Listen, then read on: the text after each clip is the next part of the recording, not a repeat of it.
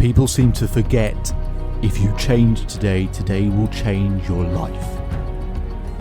To keep up with the latest episodes, make sure you subscribe to the Self Belief Chief podcast Facebook group, download your favourite ones, and this episode is brought to you by Odd Health, the easy way to speak to a nutritionist.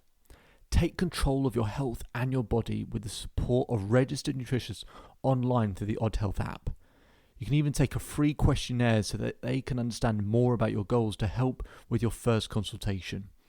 If you want to know more, on the selfbeliefchief.com/podcast page, underneath the episodes, you'll be able to find more information. Hello, Robin. How are you doing? Good, David. How are you? Yeah, I am very well, thank you. We were just talking off air about the crazy world that we're currently living in right now, and you said you're doing all right. And how have you been sort of filling the time or using the time to keep yourself, I guess, entertained, but also move your work forward? Yeah, so I made a decision early on, maybe after the first month, after the first month of like eating everything in sight and being upset, I decided, what can I do with this time? And so I recreated my business. I'm recreating myself. I've been on a wellness plan. I've lost 15 pounds. Congratulations. Thank you. I'm exercising every day and drinking my water and just taking this time to go inside. I've been doing more meditating and more yoga, and just taking this time, because my life is this normally because I work from home and I'm an author and a spiritual teacher and a writing coach. So not much changed for me, except that all my children came home for a while. Right. Okay. So that was an adjustment, and we got a new puppy at the same time. So that was fun and interesting. But I was so blessed to have my children come home from New York City because it was difficult there. Yeah.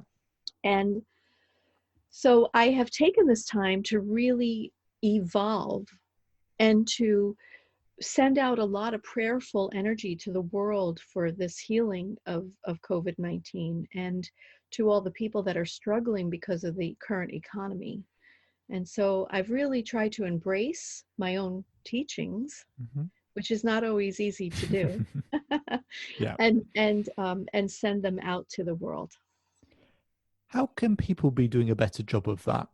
And some people that desire to want to feel like they can do something, and maybe there's not actually a lot they can practically do because of various restrictions, but in the way that you just shared, in terms of the energy that we're putting out to the world, I mean, how can people not only do that, but feel very connected to doing that? Because sometimes people feel like, am I doing it? Am I doing it right? Am I going through the motions a bit? How can people be doing it and actually recognize that they're feeling the energy being shared? Yeah, so I would say the first thing to do would be to sit down in a quiet place, whether it's outside in nature or in your own home, and sit down and bring your attention to your heart center. And then from that place, begin to see the entire globe out there, and then start blasting. It's really what I do, energy out. And I start seeing that energy form a circle around the earth. And so that is the energy of love, the energy of joy, the energy of peace, and the energy of abundance. So I send out this blast from me, this unconditional love, out to the entire world. Now, one of the ways to get started by doing that is start with your own family and friends, and then start with your community, and then start with your country, and then start with your world. So you can branch out and expand it. It's like throwing a rock into the pond and how it ripples, right? And then seeing the ripples get bigger. And then all of a sudden, you're sending this energy out to the entire planet. And that helps more than you could possibly know, because everything begins with inside of ourselves. Even world peace starts within our own hearts. And so the more that we can feel that peace inside of ourselves and send that out, we are indeed helping to bring peace to this planet and healing. When did you first get in touch with that concept and that feeling? And I use this as an opportunity maybe to for our listeners to hear your story. But when within your story, I would be curious to know when you realize this kind of realization that actually what's going on internally and how that can be shared outwardly. It's very Yeah. powerful. So for people listening, could you tell us a bit more about your story? Yes. So around the year 2003, I was working in corporate America into my 25th year in Right. corporate. And I just, it was kind of funny because I started not to be able to breathe in the building. I was feeling suffocated in there. And so every night for a year, I stood out on my deck and asked the same question: how can I be of greater service to mankind? And there was an energetic being standing on the deck with me, but I was afraid to look because I was scared actually. And it turns out that by spending all that time out there asking the same question, I basically dedicated my life to being of divine service. And the being of light that was standing out there was a being of light that I call Yeshua, but most people know him as Jesus. And so I began this relationship with Jesus that I didn't even know I was beginning. And I went on this crazy spiritual fast track journey. My spiritual mantra was bring it on. And so about 8 years into it, Yeshua returned and said, I need you to write a book called Messiah Within, a guide to embracing your inner divinity. And so I wrote this book for him with no, I wasn't an author. I wasn't a Christian scholar. I wasn't a Judaic scholar. Because Yeshua is his name, Rabbi Yeshua is his name in the Old Testament. And so that's how he came to me. And it was his desire that we have world peace on the planet. But his desire is that if we knew that we were each the Messiah of our own lives, that we could find that world peace within ourselves. And Mhm. so it was a very profound book, and a little hard to hold the energy for it. And so I don't think I was doing that great of a job after I released it. And he returned to me 18 months later and he said, Robin, come and teach with me where I am. And I thought he was asking me to leave the planet. But what I realized is that he was asking me to up my game, my teaching game, and embrace the teachings. And so I spent another 2 years figuring out why I was not living the teachings. And that resulted in my second book called The Divine Keys, which is a path to your own divine oneness, like how to really talk the talk, talk the walk, and walk the walk of spirituality. And so I wrote this book. It's a more of a contemplative book. And then around 3 years later, I received a message from Sophia, whom most people don't know who she is, but she is the Holy Spirit, that she wanted me to write another book, which was called Feast and Famine: Healing Addiction with Grace. And it's the story is evolves around my addiction. I'm doing all this spiritual stuff, but I have an addiction to obsessive eating and bulimia. And so she said, I want you to tell your story, and I want you to tell the world that what we're really addicted to is suffering, Mhm. and and that we choose vices and substances to wallow, to because we're wallowing in our suffering, we need to feel better, and we choose substances and vices to make us feel better, and that we have to surrender our pain and suffering so that the grace will arrive in our lives to tell us how to heal. And so I wrote that book, and that's currently out. That I put that out in 2020, and that was very powerful because the first time I wrote Feast and Famine, this book on healing from addiction, at the end of the book I was still in addiction. Right. So so my I wanted to write, so I hope these teachings work for you. They didn't work for me. Have a nice life. But instead, I put the book down and I said, I cannot release this book until I come into recovery. And I finally hit rock bottom with a very physical experience with the bulimia, that with blood and pain, that I knew that if I didn't stop, I would probably die. And that was enough to stop. And then I rewrote the book from recovery, which is such a different place, David, than writing something from addiction. Sure. Yeah. It's incredible. And so that's my third book that's currently out. So to talk about addiction, before we talk about some of the insights that perhaps you could share for people who are going through their struggles right now, you mentioned about being addicted to suffering, and for, Mm-hmm. there are lots of side benefits to, I guess, being addicted to something, in terms of it either giving us certainty or connection, or attention, or lots of different things that can be, because some people might think, well, actually, how am I benefiting from something that's causing so much pain? And I'd like for you and your expertise to perhaps share a little bit more about that. But maybe could you speak to, with your addiction, how it was addiction to the suffering in your example, and then maybe we can talk about how others can help with their Mm-hmm. pain. Mm-hmm. Yes. So throughout my life, beginning at age 6 and all the way to quite recently, I had this emotional pattern where I would, people would humiliate me.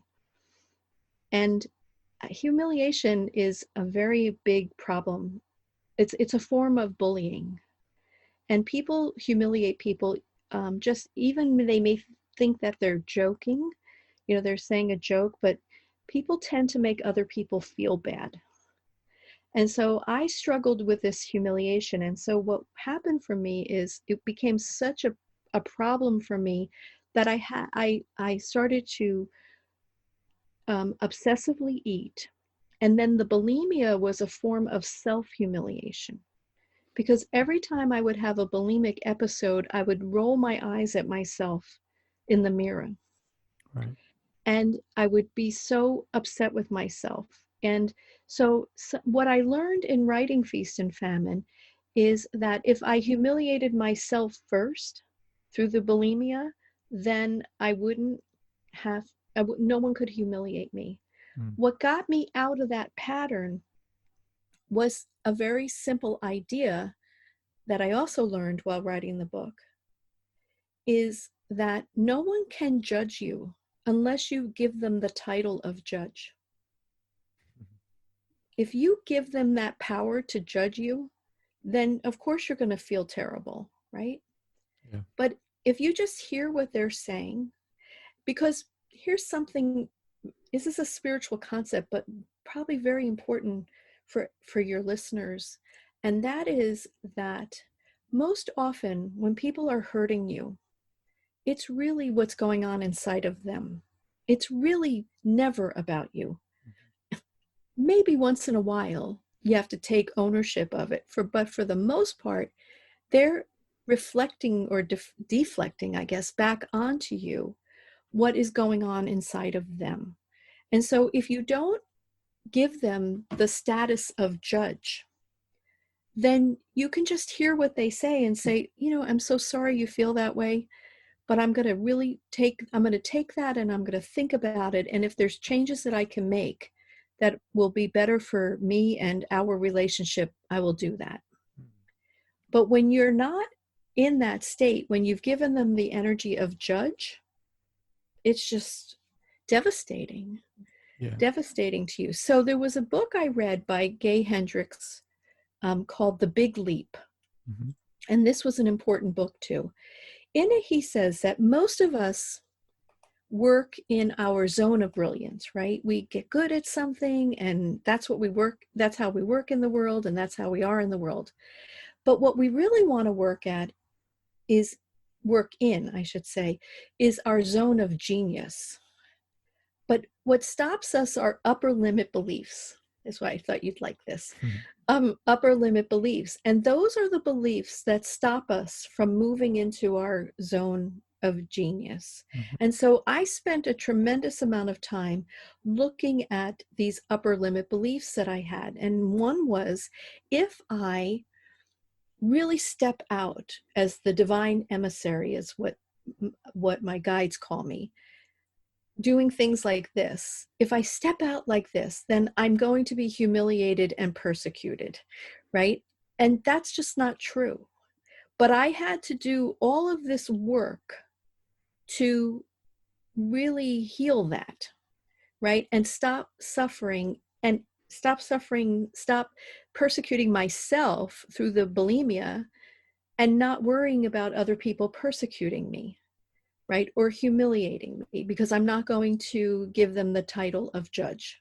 And so it was this whole series of healings that I did through mental health therapy, through energy healing, through inner work, a lot of meditation, a lot of connection to my own spiritual team, my guides and angels, and deceased loved ones, all whatever, wherever the information was coming from, I was absorbing it so that I could become the messenger that I am today speaking with you. So I moved from my zone of brilliance, because I could talk spirituality till I was blue in the face before.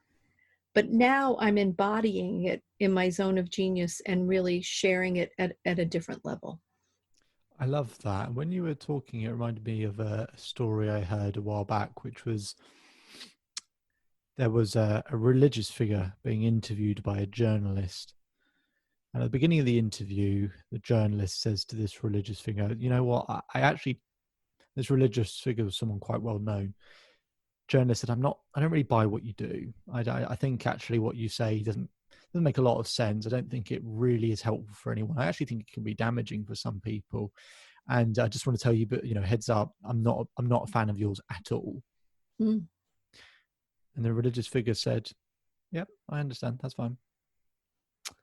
And the journalist said, "Well, is that all you have to say?" And the religious figure said, "Well, if I don't take on your negative energy, who has it?" Mm-hmm. And the journalist stopped. He went, "Well, me." And the religious figure said, "That's right." And he said, "How long have you lived with that?" And the journalist stopped and paused again, and they ended up having a conversation. And long story short is that they're actually have been friends for decades now. That kind of understanding of the transfer of energy, I find that interesting. And Mm-hmm. actually what we put out to the world, but like you were saying, in terms of it's actually what's going on internally for that person themselves. We've all been in that place when we're frustrated or something else is going on, or we lost our car keys, and then this happened and this happened and this happened, and then one person says just the wrong thing and just slightly the wrong way, and we just don't quite talk to them the way we should, or get impatient, and it's not them, it's just what we've been going through. Having that, I guess, empathy or understanding in the first place that Yeah. it's not about us is a good little reminder, so that we don't have to stack or take on their energy. I often find that as much as possible, when you can lead with empathy, then actually people kind of look at you a bit funny, like, hang on, but I've just been really negative to you, or I've just said this, or I've just done this, and you're being empathetic, and it kind of disarms them, and they're like, oh, what do I do with this? And you can just I let too. people sit in it. Mm-hmm. And I find a wonderful response when people are emoting like that at you is to say, I hear you. How can I help you? Hmm. Yeah. Right? How can I help you? That's also very disarming, because that's not what they're thinking is going to come out of your mouth, that you're going to want to help them resolve whatever they're upset about. Mm-hmm.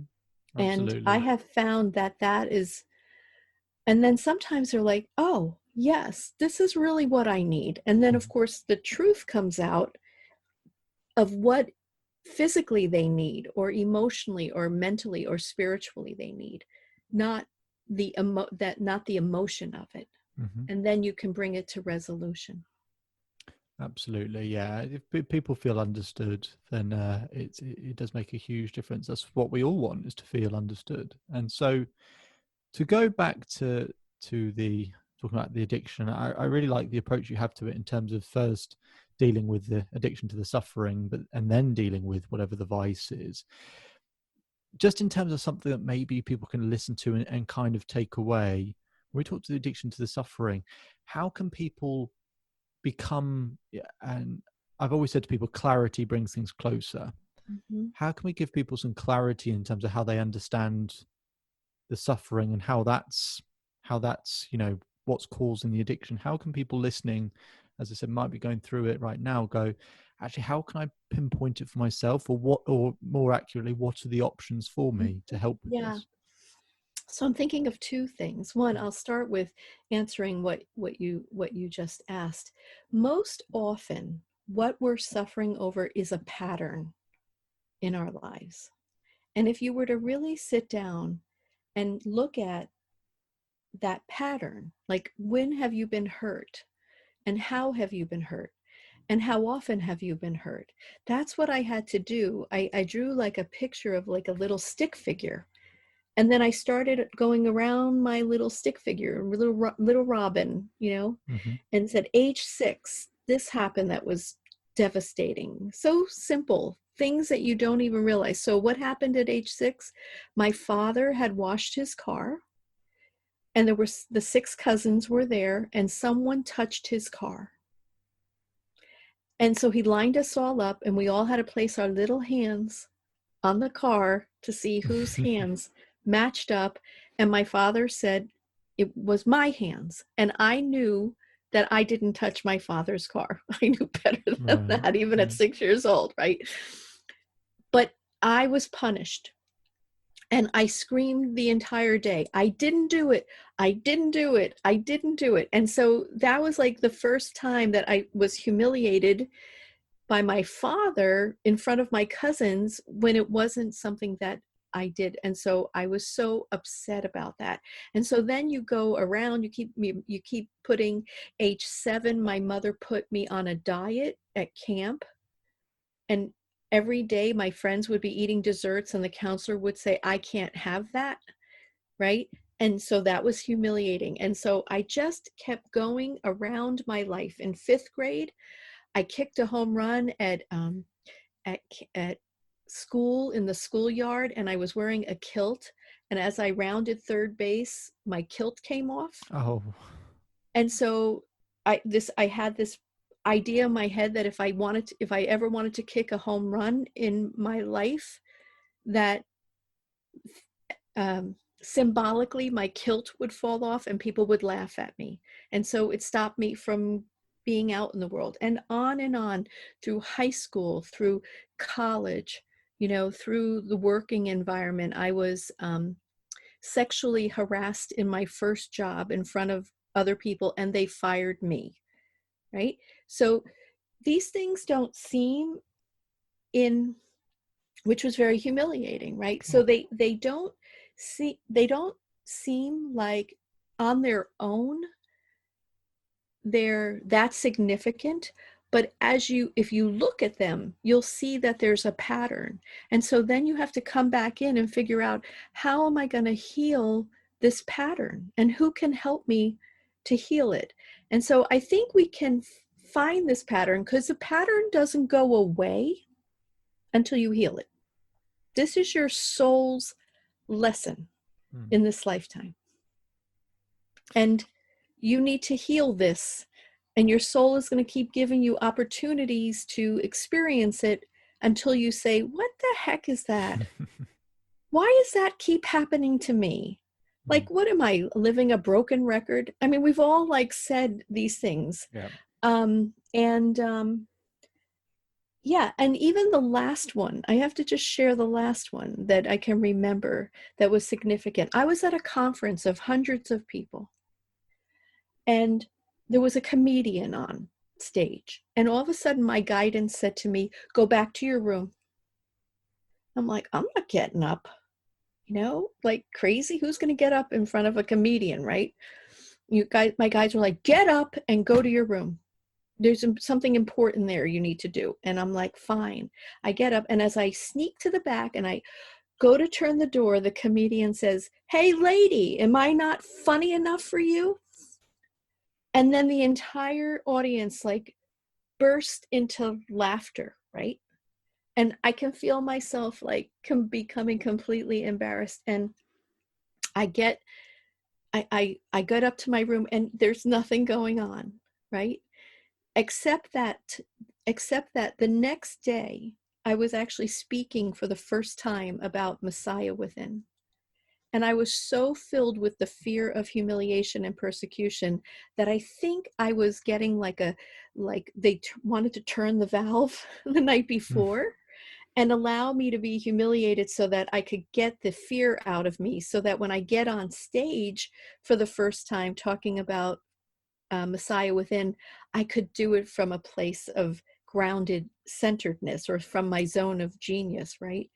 But all of these things, as I said, on their own may not seem that big of a deal, but if you follow the pattern, you're going to see that it's something consistent for you. That is, it's almost like that they're part of your upper limit beliefs, like between your zone of brilliance and your zone of genius, and you've got to clear that boulder out. And so that's what I had to spend the time doing, and that required me to obviously come into recovery. And then I could really dive into, okay, why was I suffering so? And I also wanted to share, within Feast and Famine, there's a healing path that Sophia shared with me. It's 4 spiritual concepts. The first is that pain is inevitable. Like, we are not getting out of this lifetime without pain. It's like death and taxes, right? It's one of those things. So pain is inevitable. We're mind, body, spirit, and emotion. We're in an integrated system. We're going to have pain. The next is that suffering is an option. People don't understand that. They feel that if they have pain, then they're going to have suffering. But that's not true. Pain is separate from suffering. You have a choice to suffer. So suffering leads to addictive vices and substances, right? We've established that. The way to get out of the suffering is surrender is required, is the third concept. And what is surrender? Surrender means that you are just done. Done with the suffering and done with the pain. And there's a difference between, hey, I just don't want to do that anymore, versus I am done, right? When you put that energy behind it, the universe knows that. And then the fourth is grace must be allowed. And so grace is what's going to come to you with suggestions on how to heal, suggestions on who to meet with, suggestions on which podcasts to listen to, right? Whatever the grace is, right? But if you noticed, I said grace must be allowed.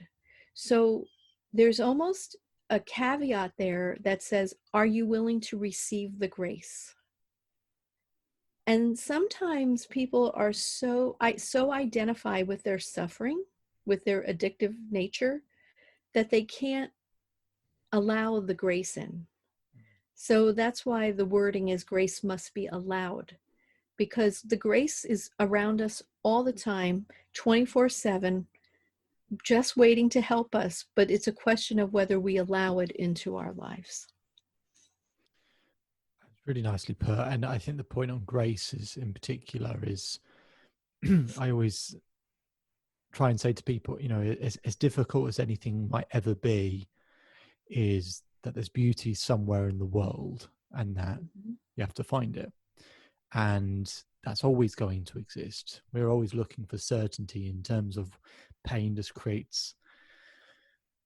usually creates unimaginable uncertainty and stress, but there's actually something to look out for. It's harder to find it at other points, for sure.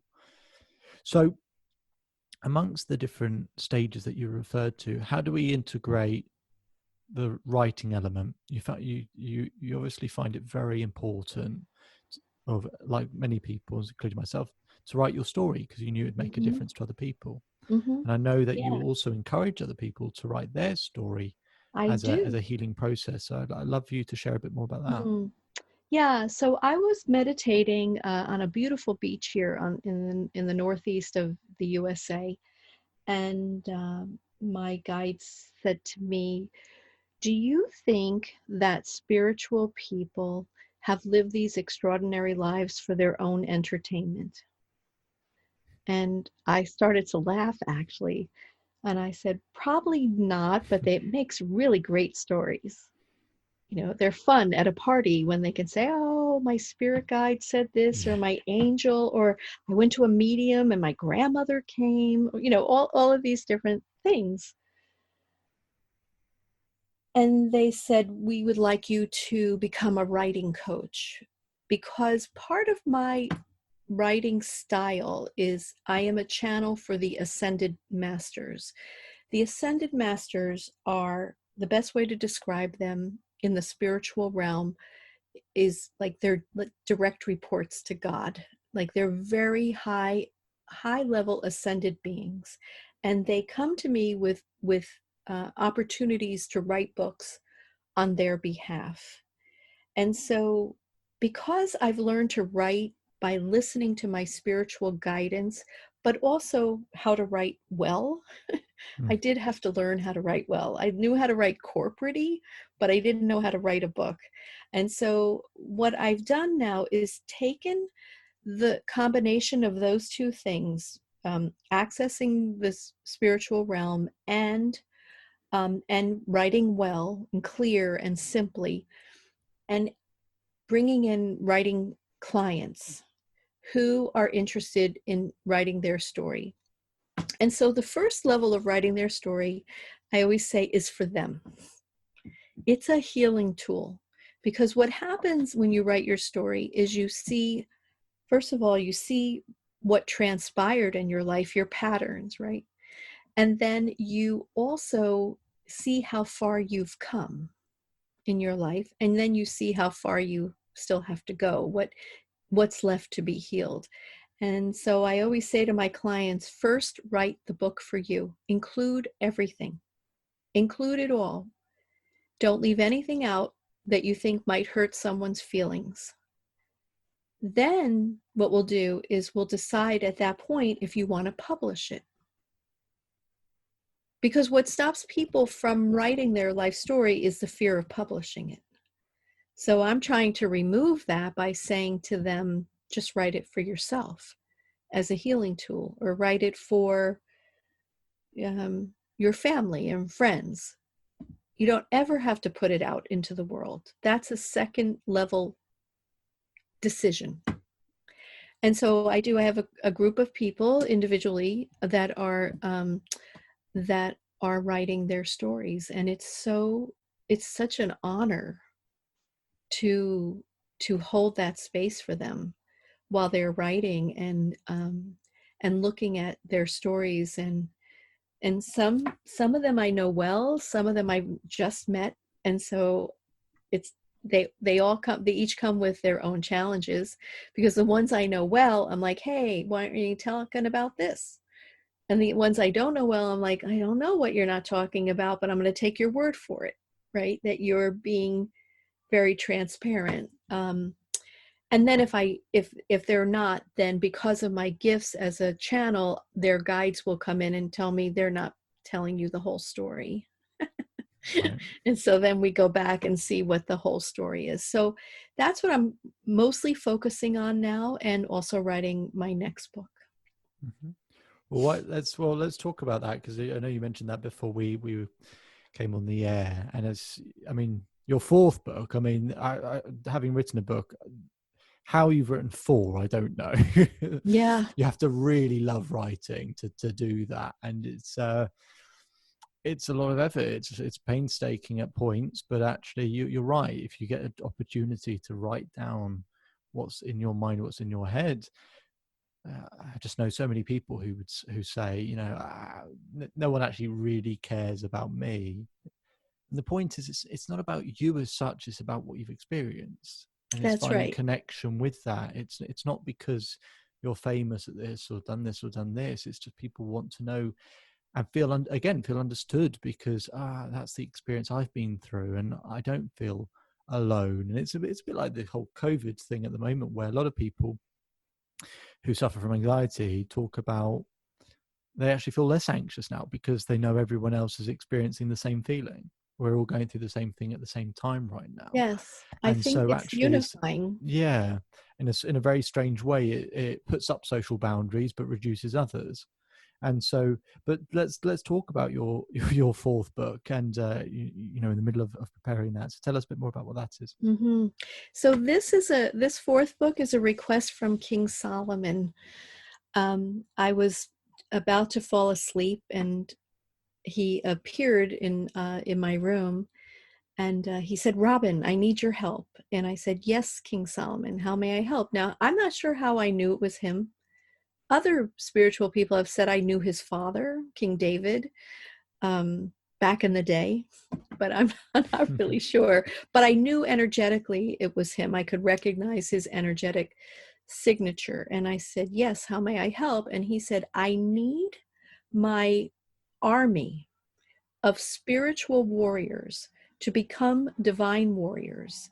And when that happens, there'll be a tipping point on the planet where the rest of humanity will rise into higher consciousness living." So let me break that down. Mm-hmm. So spiritual warriors are people who have been on the spiritual path. So what is the spiritual path? The spiritual path is when you know that there's something more to life than just your own existence, and that you're connected and part of a global energy, or and even beyond global, a universal energy. And you begin to learn and connect how you are part of that, and how you can live from within your own inner sense of connection, right? But what happens for spiritual warriors is they get stuck on the path. One, they never think they know enough. So they're constantly going to the next workshop or reading the next book. And two, they never think they're healed enough. Mm-hmm. So they're always thinking, "Oh, I got to get to the next level, peel the next onion level, just keep going and healing." When you become a divine warrior, one, you are healed enough. Yeah. Two, you may have a healing left to do, but in your mindset, you are healed enough. Yeah. And you may want to go further. That's an option. Mm-hmm. Two, there's no more suffering. Remember, in Feast and Famine, Sophia said that suffering is an option. Mm-hmm. As a divine warrior, suffering is no longer an option. Because if you are living heaven on earth as a divine warrior, right, you're representing the divine here on the planet, there's no need to suffer, because there is no suffering. Yeah. There's no suffering in the divine realm. Why should there be any here for you, Mm-hmm. right? And so those are the two things. And the third is you begin to live the spiritual teachings. You become them. So when you're talking, you are talking as the divine. When people look in your eyes, that's what they see. It's like you're looking out as God or goddess, and when people are looking at you, they're seeing you Right. as that energy. And so when that happens, when spiritual warriors decide to become their teachings that they've been studying for 1 minute to 30 years, however long it's been, then there'll be a tipping point on the planet, which means that there'll be a shift in consciousness for the rest of humanity to come into higher consciousness. Does that mean that they're going to become divine warriors? Probably not. But they're going to begin to look at their lives as part of the entire collective energy of all humanity and all beings on the earth, and the earth herself. So this concept of oneness will become the breakthrough that we're all looking for.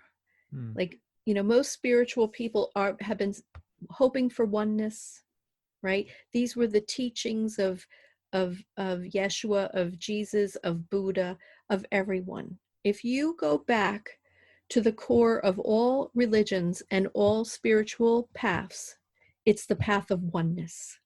the idea that we are all one with God and Goddess.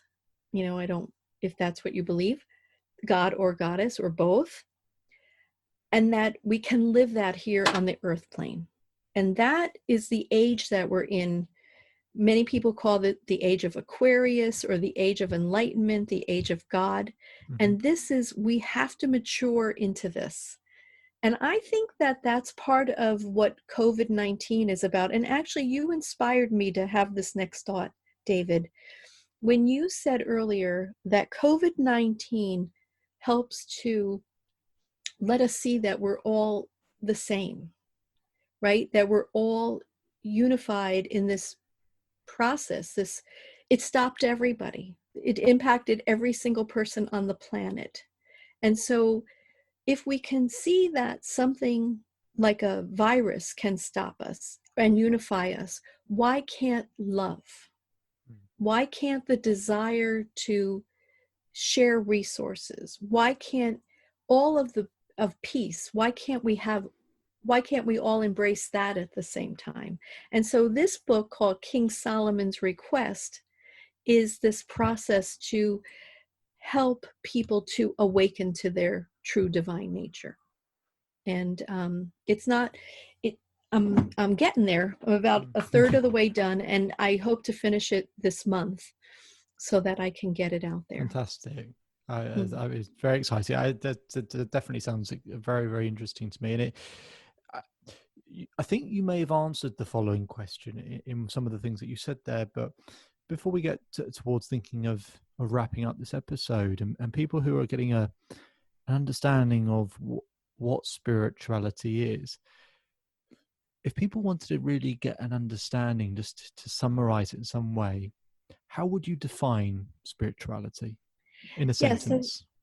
spirituality is your inner connection to the divine or to God. Mhm. Religion is your outer connection. Religion is community, service, um, scripture, Mm. right? Reading scripture. Spirituality is connecting within your own heart and feeling that connection to the divine source, to God. Okay. So, can you be religious and spiritual at the same time? Absolutely. Absolutely.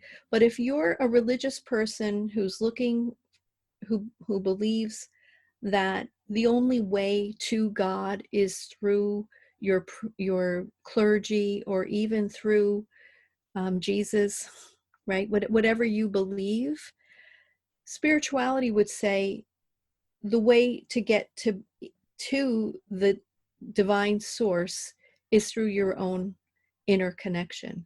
And the way to get to that is through prayer, is through meditation, is through connecting with others, is through being in nature, journaling, so many different ways.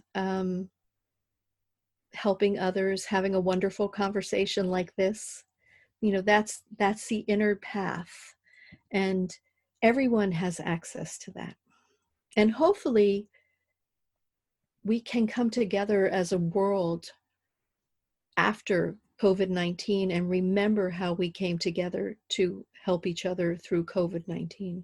So, well, we certainly hope so, and certainly hope that it's unlike, no, sorry, hopefully unlike many other things where we kind of forget Mm. the wonders of human beings. Is something, hopefully this is something where we recognize and keep up, whether it's we recognize people who suffer from loneliness, or just the many different sort of crises that many people have faced, that we still become acutely aware that they will still exist and that we can still make a difference.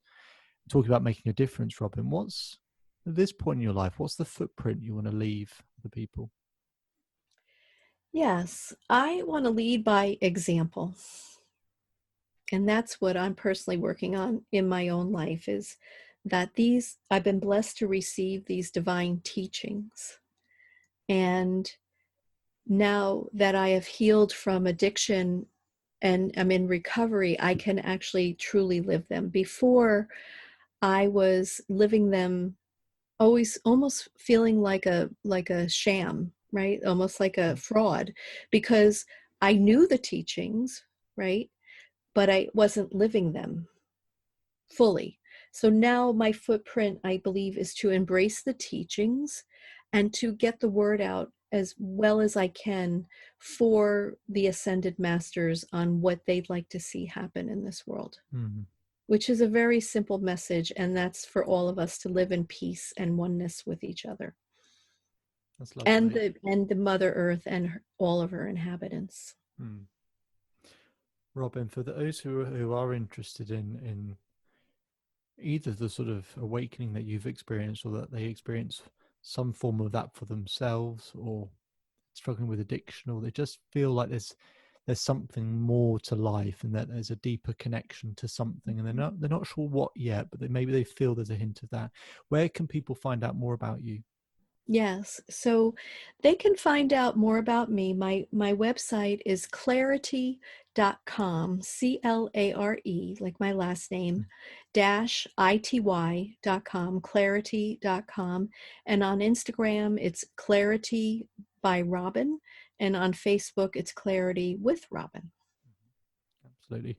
Well, Robin, I want to say thank you very much for the time for this time, because spirituality is something I find very interesting and something that I think all of us, to some degree, could tap into more, depending on whatever level people want to get to. But just to firstly, for people listening, to try and get, hopefully with Robin's help that you've had today, and understanding what it actually is and what it actually means, and the benefits of it, and understanding that there's a way, especially if you want to feel more connected to others, that actually without having to do this or do all of these things, is actually there are very simple ways to feel connected and feel a Mhm. deeper sense of connection. I've certainly felt that from you today, Robin, so I just want to say Thank thank you you. very much again for your time.